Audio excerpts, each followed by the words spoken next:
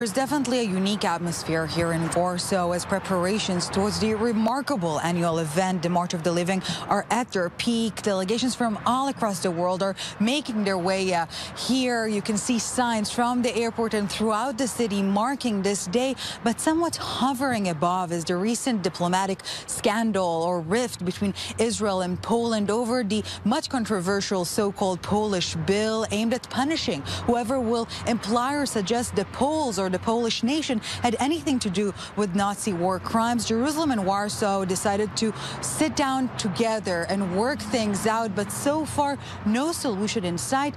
We had the privilege to sit down today with 94-year-old Holocaust survivor Edward Mosberg only a short while after he met with the Polish Prime Minister to discuss exactly that, and he's telling us, according to my senses, the Polish government will not conclude this process of legislation. Let's take a listen.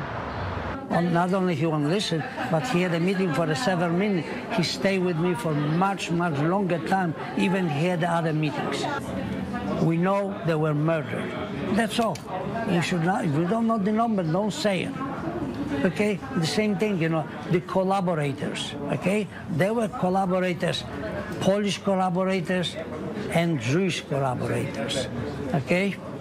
And I say that the Poland should be, as a state, should be ashamed of the Polish collaborators because they were enemies of Polish nation.